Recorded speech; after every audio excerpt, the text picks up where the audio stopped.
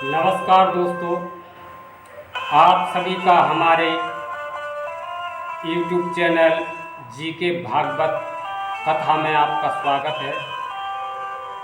दोस्तों,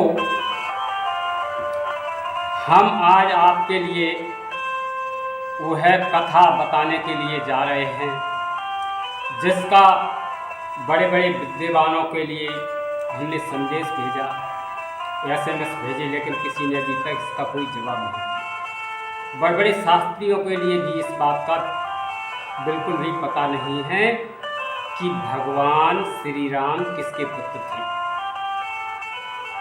तो दोस्तों, आज हम इस वीडियो के माध्यम से आपको बताने जा रहे हैं कि भगवान श्री राम किसके पुत्र थे। तो दोस्तों, चलिए कथा की ओर चलते हैं। एक बार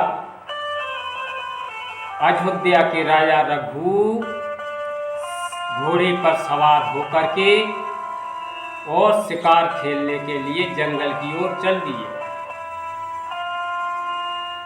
जंगल में घूमते घूमते बहुत समय हो गया, लेकिन कहीं भी उनके लिए कोई शिकार नहीं मिला। तो दोस्तों, बहुत समय हो चुका था, राजा को प्यास सताने लगी। राजा ने अपना घोड़ा और आगे बढ़ाया तो जल कहीं नहीं दिखाई दिया। थोड़े आगे और चले तो उन्हें एक आश्रम दिखाई दिया। तो प्यारे सज्जनों, राजा रघु उस आश्रम की ओर जाते हैं तो वहां पर एक मुनिवर दिखाई देते हैं। तो वहां जाकर के मुनि को प्रणाम किया और राजा ने कहा कि हे मुनिवर, मैं बहुत प्यासा हूँ, कृपया मुझे जल पिलाइए। मुनि कुटिया के अंदर गए, जल लेकर के आए, राजा को दिया। राजा ने जल पिया। उसके बाद में राजा की तरफ देख करके ऋषिराज बोले कि हे राजन, मुझे योग माया के द्वारा आपके वंश के बारे में जानकारी प्राप्त है,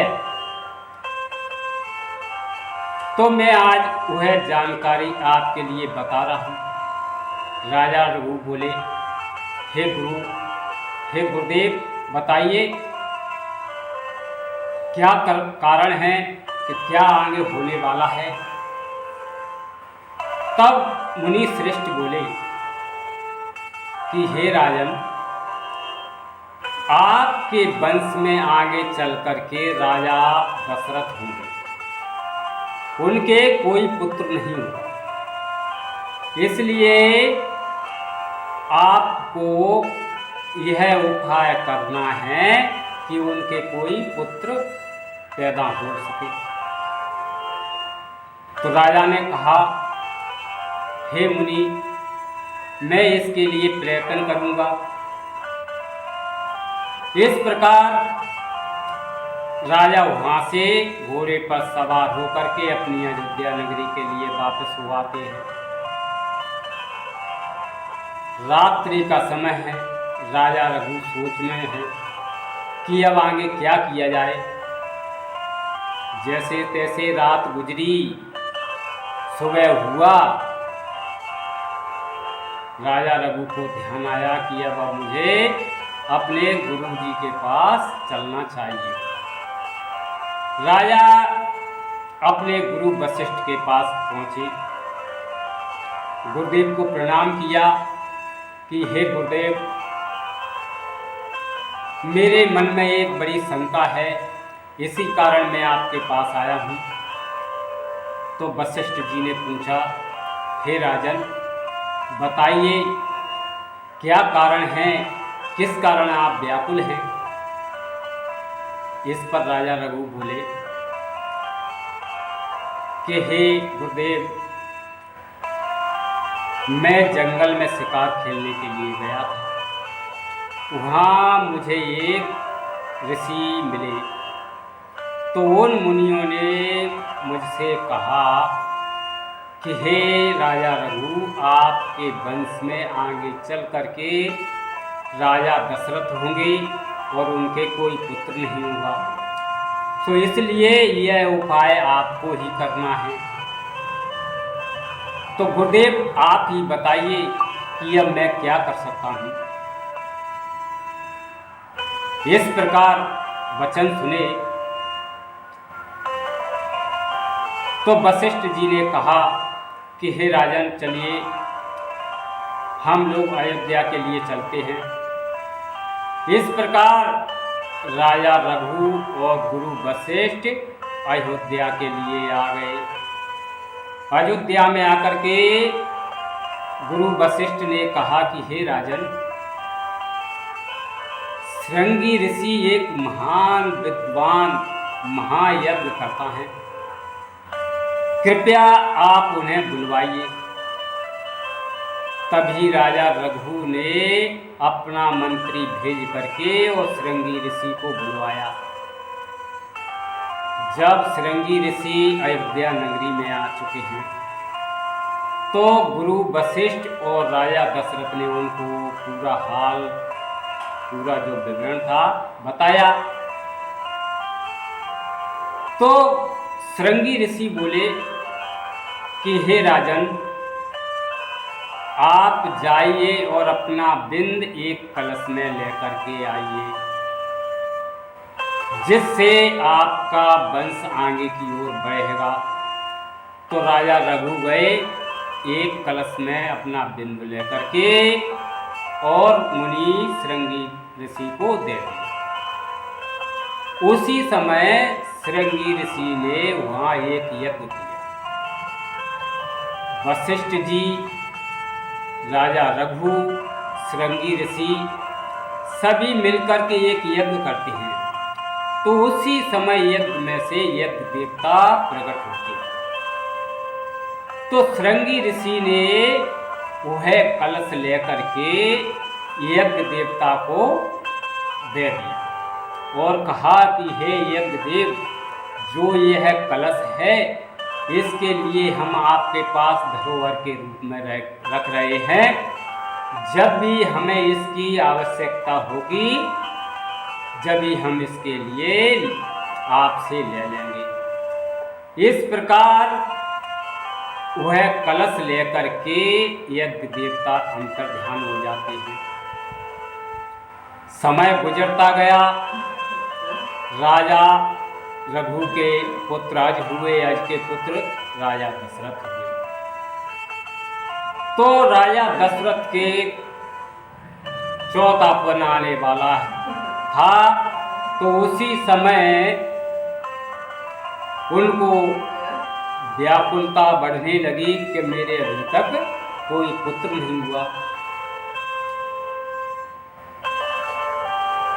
इसलिए रामायण में यह चौपाई है, एक बार भूपत मन माही, भैया गिलाने मोर सुत नाही।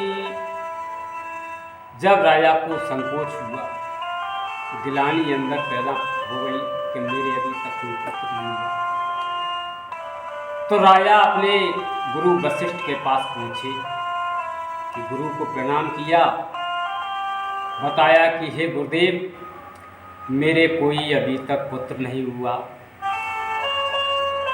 कृपया आप कुछ उपाय कीजिए।